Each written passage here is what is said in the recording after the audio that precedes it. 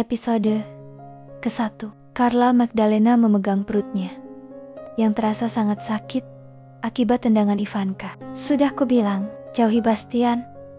Dia hanya milikku. Kau tidak pantas mendapatkan Bastian dan, lagi pula, Bastian sangat membencimu. Ivanka menyeringai sinis, menatap Carla, yang tampak meringis kesakitan. Paman. Tangan Carla terangkat ke udara dengan suara lemah, menyaksikan Bastian berjalan pergi, meninggalkan ruangan semakin jauh, tanpa menoleh ke belakang. Air mata Carla mengalir di pipinya. Hatinya sangat sakit ketika Bastian mempercayakan Ivanka untuk mendisiplinkannya karena terlalu posesif terhadap pamannya. Bastian mengabaikan permohonan Carla ketika ia meminta agar dialah yang mendisiplinkannya, bukan Ivanka. Ivanka menarik rambut Carla ke belakang, membuat wajah Carla mendongak, menatap Ivanka dengan wajah badut seperti itu.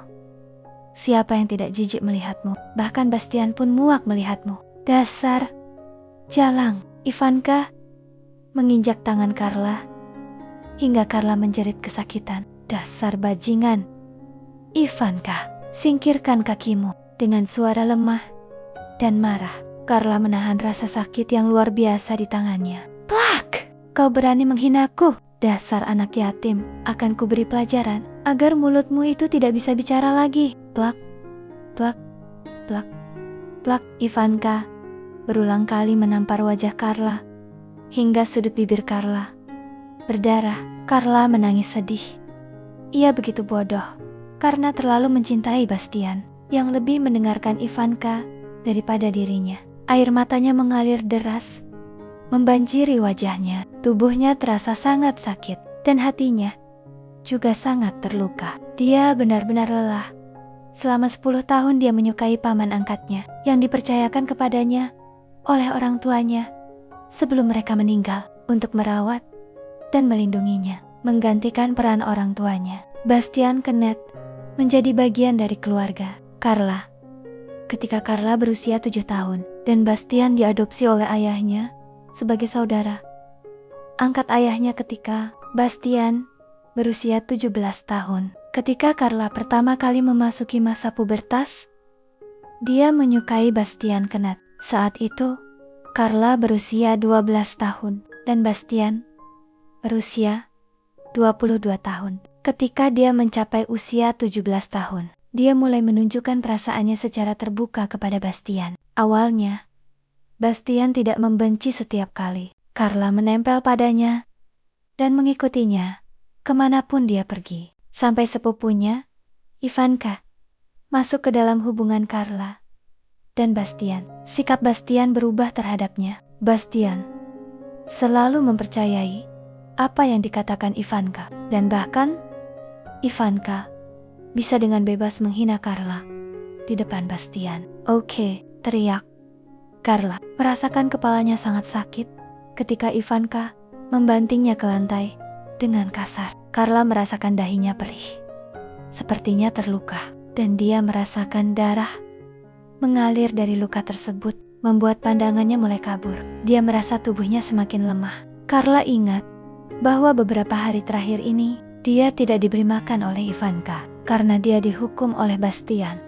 Bastian mengunci Carla di kamar karena Carla mempermalukan Bastian di depan rekan bisnisnya. Carla memarahi rekan bisnis Bastian karena rapat terlalu lama, sehingga Bastian melewatkan makan siang bersamanya.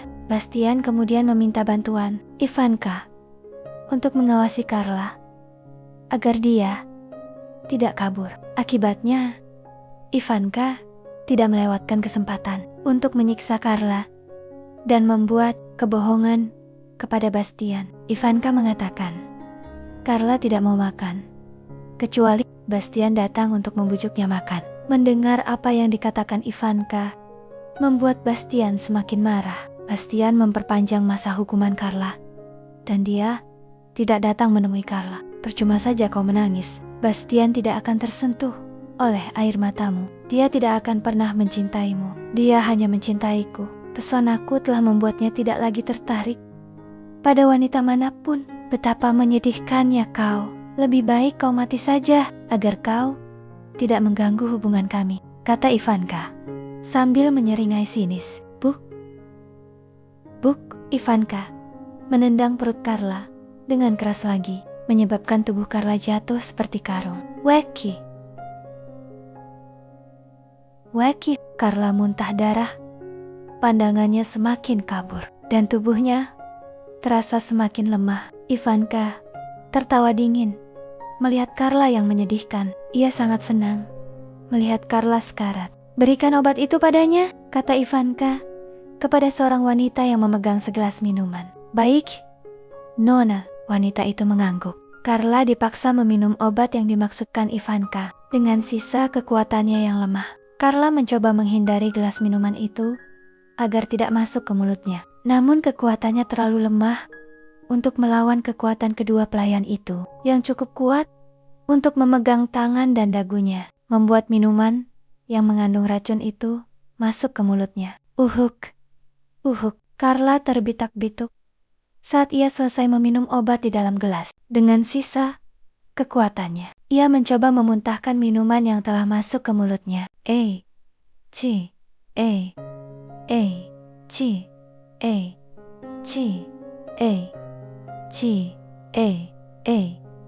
ci, Ivanka tertawa gembira melihat Carla berusaha memuntahkan air yang telah melewati tenggorokannya. Rasakan itu. Mati, Bastian, hanya milikku.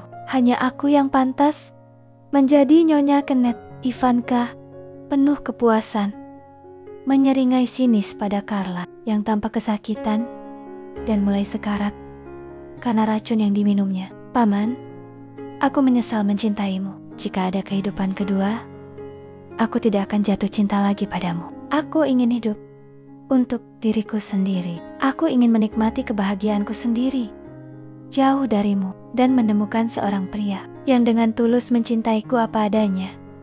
Aku sangat membencimu, Paman, gumam Carla pelan dalam kesakitannya. Air matanya terus mengalir, membasahi pipinya yang kurus, menahan rasa sakit yang luar biasa di tubuh dan hatinya. Ia benar-benar sangat lelah. Sangat lelah. Perlahan, mata Carla meredup dengan pandangan kabur dan hampir tertutup. Carla melihat Ivanka berjalan pergi, meninggalkan ruangan sambil terus tertawa bahagia. Carla juga merasakan pendengarannya perlahan memudar hingga ia samar-samar mendengar seseorang meneriakkan namanya. Ia merasa telinganya tersumbat dan akhirnya ia tidak mendengar apapun sama sekali. Kegelapan, keheningan, kesunyian total. Hah. Tiba-tiba, Carla merasa sangat kesulitan bernapas, membuatnya terbangun kaget. Ia duduk tegak di tempat tidurnya. Dadanya terasa sesak saat ia menghirup udara dengan rakus. Keringat dingin mengalir dari kepalanya, menetes di dahinya. Carla merasakan sakit yang luar biasa di seluruh tubuhnya. Ia baru saja dipaksa meminum cairan yang mengalir ke tenggorokannya. Itu menyebabkan rasa sakit membakar dada dan ususnya, memaksanya menahan rasa sakit yang menyiksa dengan tubuh yang tidak mampu bergerak. Mata Carla melirik ke sekeliling, mencoba mencari tahu apa yang terjadi. Ini kamarku, gumam Carla sambil melihat sekeliling. Apa yang terjadi? Apa yang terjadi? Aku merasa seperti tidak bisa merasakan apapun lagi. Carla meraih kalender meja di meja kecil di samping tempat tidurnya. Tanggal dan tahun dari masa lalu? Apakah aku kembali dari kematian? Wajah Carla berseri-seri dan dia segera bangun dari tempat tidur. Dia berlari ke meja riasnya. Hah? Serunya melihat wajahnya seperti badut. Aku kembali lagi. Carla melihat tubuh dan wajahnya dan tanggal di kalender. Rupanya dia telah terlahir kembali setahun di masa lalu, saat Ivanka menjalin hubungan dengannya dan pamannya, Bastian. Dia ingat Ivanka mendorongnya ke kolam renang dan menuduhnya mencoba menarik perhatian Bastian dengan menceburkan diri ke kolam. Mengingat hal ini, Carla tersenyum dingin karena Bastian percaya pada kata-kata Ivanka saat itu. Sekarang, setelah dia kembali, dia tidak akan pernah lagi mencari perhatian Bastian. Dia akan membiarkan Bastian dan Ivanka menjalani hubungan mereka sampai mereka menikah. Kini, setelah terlahir kembali, ia akan mengubah takdirnya, menjalani hidupnya sendiri dengan menjauh dari Bastian. Astaga, wajahku benar-benar seperti badut karena aku mendengarkan si brengsek Ivanka itu. Membuatku menjadi bahan tertawaan semua orang. Carla menatap wajahnya yang berlumuran riasan. Astaga, Carla juga melihat model pakaian yang dikenakannya. Sangat norak dan memalukan. Benar-benar seperti badut. Aku harus mengubah penampilanku. Mengapa aku begitu percaya pada saran si brengsek Ivanka itu dulu? Sika, betapa menyedihkannya aku. Carla menggelengkan kepalanya, melihat penampilannya yang memalukan. Carla kemudian menghapus riasan dari wajahnya sepenuhnya, tanpa meninggalkan jejak. Mata Carla tidak berkedip saat ia menatap wajahnya di cermin. Benar-benar sangat cantik, dengan kulit sehalus porselen. Dulu aku tidak terlalu memperhatikan wajahku di balik riasan tebal itu, karena aku terlalu percaya pada Ivanka. Gumam Carla pada dirinya sendiri sambil menatap wajahnya di cermin. Dia bilang, agar seorang gadis bisa menarik perhatian pria, dia harus berdandan glamor. Ternyata dia ingin menyembunyikan wajahku yang cantik ini, agar Bastian tidak jatuh cinta padaku. Gumam Carla sambil mengamati kulitnya yang putih bersih. Hah, kali ini aku tidak akan bodoh lagi. Aku ingin bersenang-senang menikmati hidupku. Persetan dengan Bastian dan si brengsek Ivanka itu. Bahkan jika kalian ingin bermesraan di depan mataku, aku tidak akan cemburu lagi. Aku tidak ingin mati untuk kedua kalinya. Gumam Carla, tersenyum pada wajah cantiknya di cermin. Kemudian, ia bergegas melihat isi lemarinya. Astaga, Carla terkejut melihat pakaiannya tergantung di lemari. Semua pakaian glamor dengan warna-warna mencolok. Carla rupanya benar-benar buta warna setelah Ivanka memprovokasinya tentang memilih pakaian. Dengan cepat, Carla mengambil setiap potong pakaian di lemarinya dan melemparkannya ke lantai. Cina, teriak Carla. Ye Nona, Anda sudah bangun dari pingsan Nona, jawab seorang pelayan memasuki kamar Carla. Tapi tiba-tiba, ia terkejut melihat Carla. Siapa kau? Oh, apa yang terjadi sekarang? Apa kau tidak lihat siapa aku? Tanyanya saat melihat Carla. Kau Nona? No, Nakara, ya? Siapa lagi yang tinggal di kamar ini?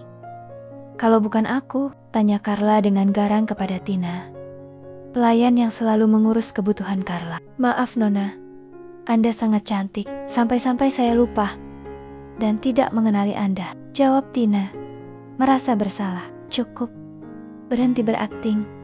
Buang semua pakaian ini. Jangan tinggalkan satu pun di kamarku, perintah Carla dengan tegas. Baik, Nona. Tina mengangguk. Carla menatap lemari, pakaiannya yang sebagian kosong. Setelah ia membuang pakaian dan sepatu norak yang dipilih Ivanka, ia kemudian menatap isi lemarinya. Hanya tersisa pakaian yang dibelinya sebelum. Ivanka memiliki akses bebas ke Miller Mansion. Miller adalah nama keluarga ayah kandung Carla sebagai pemilik mansion, dan Miller Group yang dikelola Bastian menggantikan ayah Carla. Setelah ia meninggal, Carla mengambil gaun selutut dengan ikat pinggang elastis. Carla kemudian memakainya dan penampilannya langsung berubah. Ia tampak lebih cantik dan segar. Sangat enak dipandang. Dengan wajah yang terlihat bersih tanpa riasan tebal, Carla kemudian mengambil tas kecilnya. Setelah memasukkan barang-barang berharga yang dibutuhkannya untuk keluar dari mansion, ia ingat bahwa setelah ia sadar dari pingsannya, Ivanka akan datang bersama Bastian untuk memprovokasi paman tirinya. Dan saat itu, ia akan melemparkan dirinya ke pelukan Bastian. Tetapi kemudian, Bastian akan mendorongnya dengan kasar setelah mendengar penjelasan Ivanka. Ivanka mengatakan bahwa ia sengaja melemparkan dirinya ke kolam renang untuk menjebak Ivanka. Sehingga Bastian akan mengusir Ivanka dari Miller Mansion. Dengan suara Ivanka yang lembut dan sedih, Bastian mempercayai setiap kata yang diucapkan Ivanka. Setelah terlahir kembali, Carla tahu apa yang akan terjadi dalam beberapa menit. Karena ia bertekad untuk tidak dekat lagi dengan Bastian, Carla harus meninggalkan kamarnya sebelum mereka datang menemuinya. Ia berencana untuk mencari apartemen dan pekerjaan paruh waktu untuk memenuhi kebutuhannya. Ia tidak ingin tinggal serumah dengan Bastian lagi. Meskipun ia tahu Miller Mansion adalah warisan ayahnya, tetapi Bastian yang mengelolanya 5 tahun yang lalu.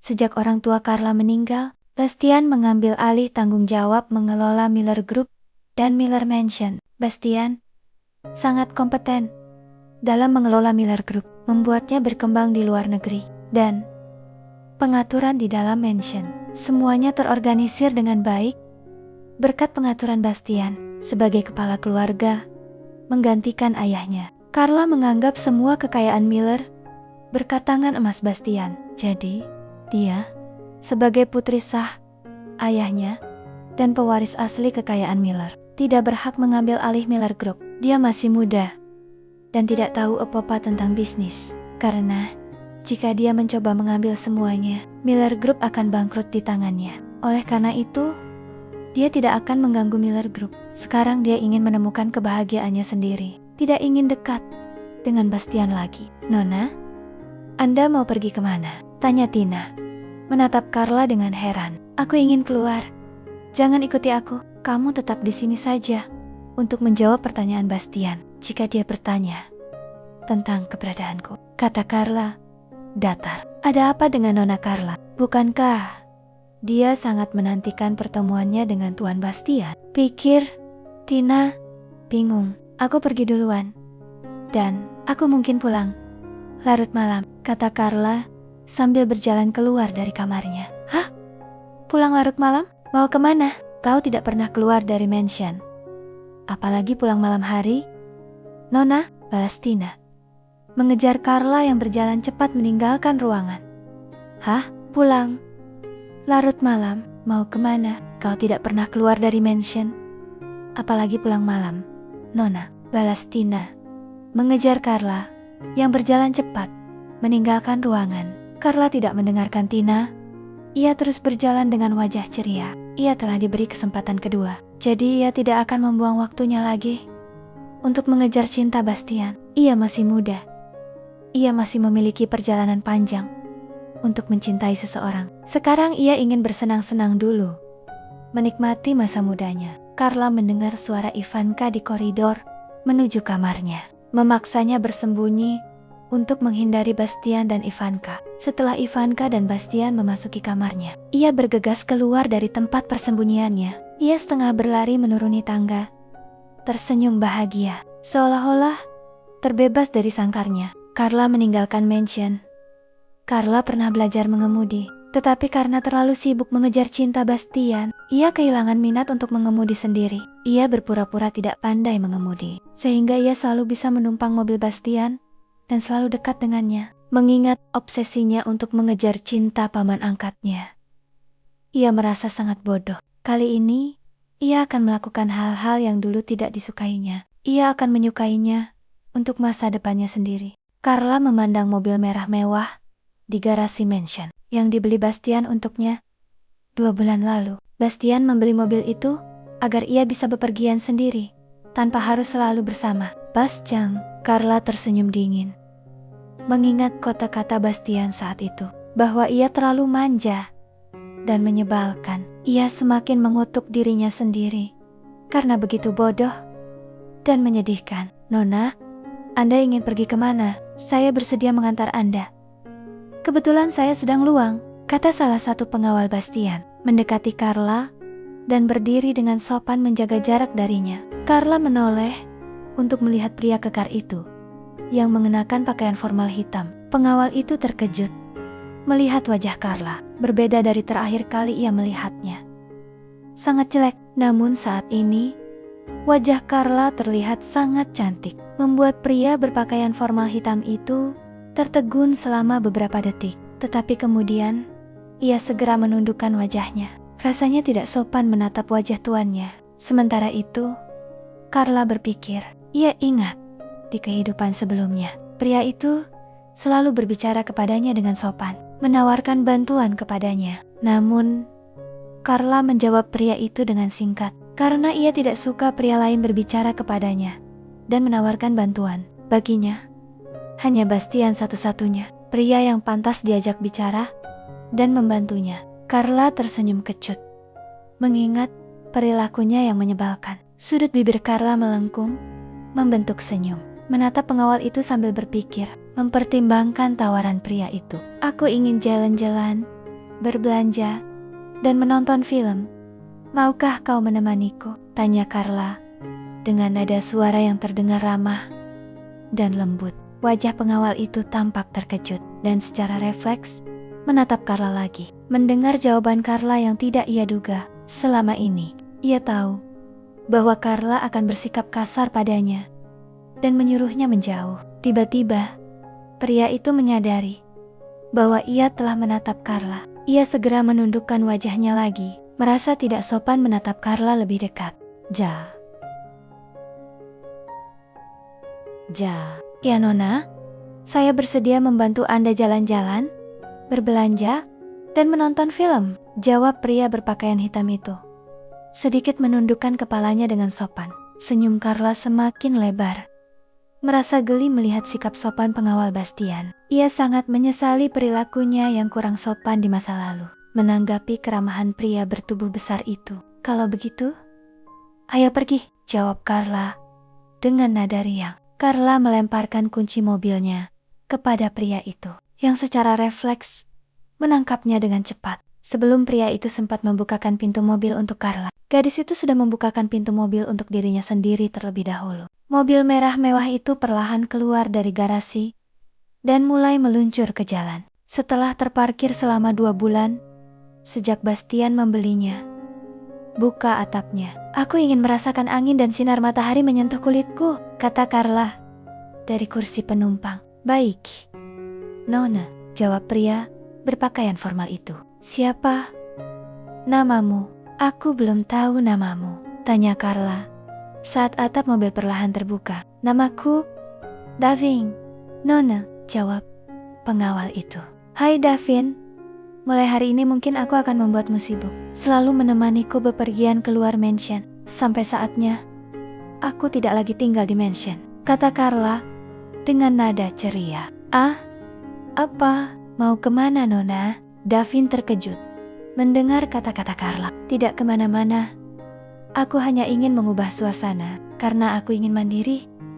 Aku tidak ingin merepotkan pamanku, jawab Carla dengan santai. Carla merentangkan tangannya tinggi-tinggi, merasakan angin menerpa wajahnya. Ia menutup matanya sambil tersenyum lebar, sangat bahagia karena bisa menikmati kebahagiaannya sendiri. Sementara itu, dari dalam mansion, Bastian keluar sambil setengah berlari dan melihat Carla pergi dengan mobil merahnya. Carla tampak sangat bahagia, tidak seperti Carla biasanya yang tidak akan pergi kemanapun jika masih berada di mansion. Mata Bastian berkokok-kokak melihat Carla di dalam mobil. Dengan atap terbuka, Carla tampak sangat bahagia. Ada apa dengannya? Apakah dia sedang melakukan trik lain untuk menarik perhatianku? Gumam Bastian sambil melihat mobil merah itu yang melaju semakin jauh meninggalkan mansion. Davin diam-diam melirik Carla dari kaca spion. Ia sangat penasaran dengan perubahan Carla yang tak terduga. Semua orang di mansion tahu bahwa Carla sangat mencintai Bastian dan selalu dekat dengan Bastian. Hal itu membuat Bastian kewalahan menghadapi sikap posesif Carla yang terlalu berlebihan. Davin ingat suatu hari yang lalu, Carla jatuh ke kolam renang dan pingsan.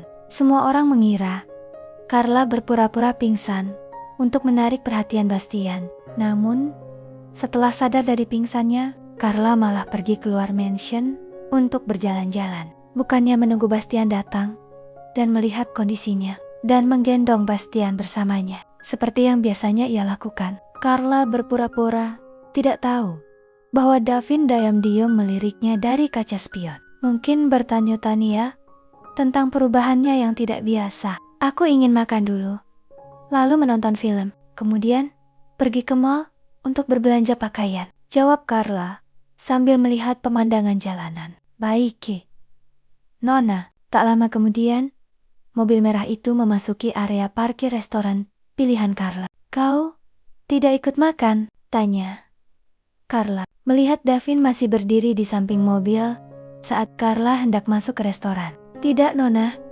Saya masih kenyang, jawab Davin, menolak tawaran Carla untuk makan bersama majikannya. Tiba-tiba Carla menutup mulutnya. Ia teringat bahwa ia telah terlahir kembali dalam kehidupan keduanya. Ia telah berjanji untuk tidak memaksakan kehendaknya, untuk selalu patuh dan didengarkan. Baiklah, katanya sambil tersenyum. Carla meninggalkan Davin di area parkir. Ia bukan lagi Carla yang dulu. Ia harus menyingkirkan sifat egoisnya. Davin menatap Carla yang memasuki restoran dengan ekspresi masih bingung. Ada apa dengan Nona Carla? Apakah ia amnesia setelah jatuh ke kolam renang? Davin bergumam, merasa aneh dengan perubahan Carla. Tiba-tiba ponselnya bergetar. Halo, jawab Davin, menjawab panggilan di ponselnya tanpa melihat siapa yang meneleponnya. Kemana kau membawa Carla? Bawa dia pulang cepat. Apakah kau lupa bahwa dia masih anak kecil yang harus selalu berada di bawah pengawasanku? Teriakan seorang pria di ponsel Davin membuat Davin sangat terkejut. Maaf Pak, Nona Carla sedang makan. Saya akan memberitahunya setelah dia selesai makan, jawab Davin, berdiri tegak, seolah-olah pria yang marah di ponsel itu berdiri di depannya. Tidak perlu menunggu, nanti antar dia pulang sekarang juga. Cepat. Baik, Pak. Davin mengangguk. Setelah ponselnya mati, Davin bergegas masuk ke restoran. Matanya menatap kosong mencari keberadaan Carla. Aneh sekali Pak Bastian. Kenapa tiba-tiba dia peduli pada Nona Carla? Biasanya, kemanapun Nona Carla pergi, dia tidak pernah peduli sama sekali, gumam Davin sambil mencari tempat duduk. Carla di restoran. Ternyata Carla duduk di area pribadi, khusus untuk 2 orang di satu meja. Carla duduk sendirian makan siang. Nona, Carla, panggil Davin. Oh, jadi kau mau menemaniku makan ya? Carla tersenyum senang melihat Davin mengikutinya masuk ke restoran. Maaf Nona, saya datang untuk mengantar Anda pulang. Pak Bastian baru saja memanggil saya untuk mengantar Anda kembali ke mansion, jawab Davin, berdiri agak jauh dari Carla. Carla menghela napas mendengar penjelasan Davin tentang alasan ia mengikuti Carla ke restoran. Sebelumnya, Bastian juga meneleponnya, tetapi ia tidak menjawab panggilan Bastian sampai ponselnya berdering beberapa kali. Duduklah sebentar, temani aku makan. Carla menunjuk kursi di depannya. Tapi, Nona, Tuan Bastian akan marah jika Anda belum pulang ke mansion, kata Davin, tidak menuruti permintaan Carla untuk duduk dan menemani majikannya yang masih muda. Carla menatap Davin. Sebelum menghubungimu, Bastian meneleponku tadi karena aku tidak menjawab panggilannya. Dia mencarimu. Jangan khawatir, duduklah. Aku tidak lagi ingin membuat masalah untuk pamanku, kata Carla dengan nada yang sangat tenang. Davin terkejut melihat Carla, merasa tidak percaya dengan kota-kota dan sikap tenang Carla yang terlihat begitu dewasa. Davin benar-benar melihat banyak perubahan pada Carla. Bersambung. Terima kasih sudah menonton videonya sampai selesai. Jika kalian suka sama videonya aku, jangan lupa tekan tombol subscribe-nya ya. Terima kasih.